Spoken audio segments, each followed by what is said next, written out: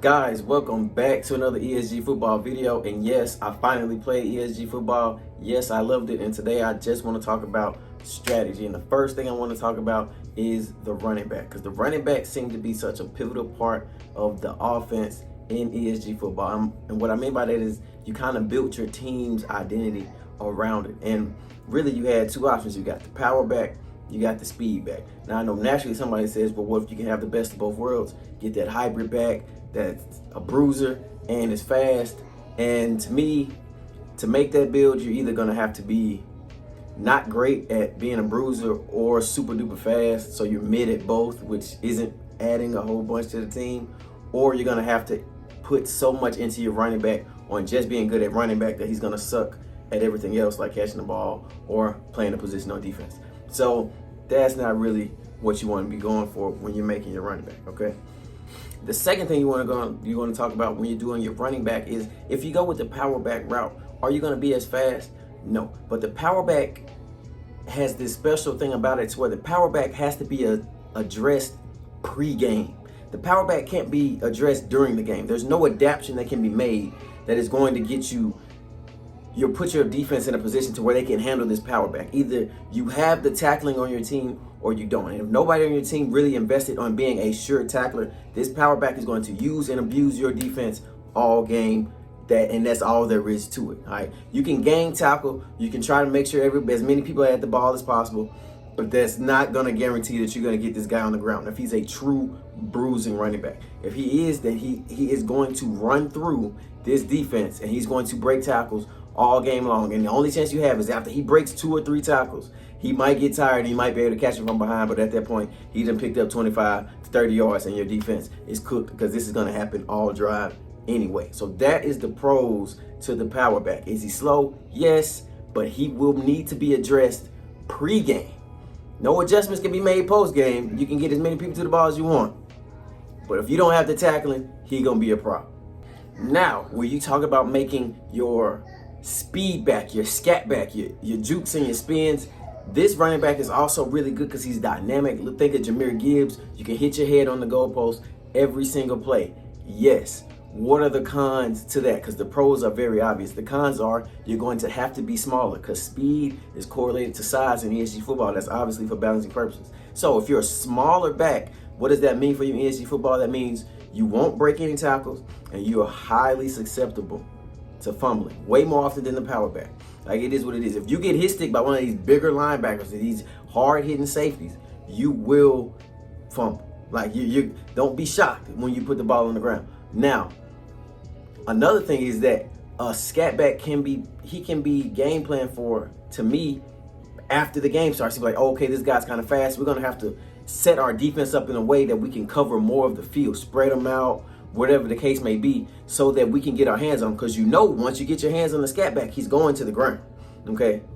Now, if you can't get your hands on him, he's juking and spinning, you don't touch him, he's hitting his hand on the goalpost. Yes. But if you can get your hands on him, he's going to the ground. And so that's the pros and the cons to the scat back and the power back, and what type of run game is your offense going to want to have.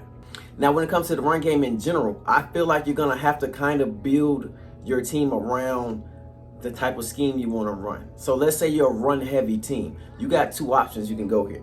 Now, if you go with the power back, you might want to go with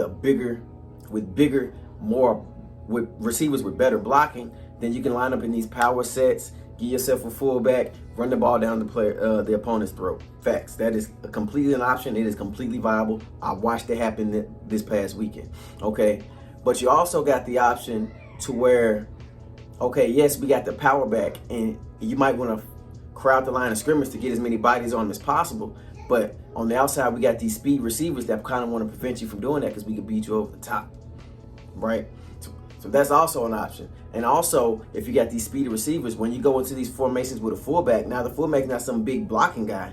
Now he's a fast, speedy receiver that on play action is getting behind the defense on wheels and things of that nature. So you're going to have to be really cognizant. How do you want to run the ball? You have to be really intentional with how you form these teams. Are you going to be power, bruising, running down the throat, or do you want to be, run and gun? We're running. Yes, we got a power back, but we got fast receivers with play action, and we're throwing it over the top. We're throwing it short to the running back, and we're just abusing the defense, keeping them on their toes in as many different ways as possible. So you're going to have to be intentional with how you want to run the ball in ESG football. Now, making a quarterback in ESG football, I'm not going to lie, one weekend wasn't enough for me to figure out what's the best way to go about this. You can do the heavy quarterback routes where you got so many skill sets dedicated to your passing. Your guy's extremely accurate. He has a big arm, whatever. He's not good on defense, but you're going to be such a problem on offense that it doesn't matter. I don't know if that's more of a reliable option, or going with a lighter passing, not give yourself just the bare minimum to be a quarterback, and then make yourself really good on defense so you're good and viable on both sides of the ball. To me, what it's going to come down to is, are you going to be a run-heavy team?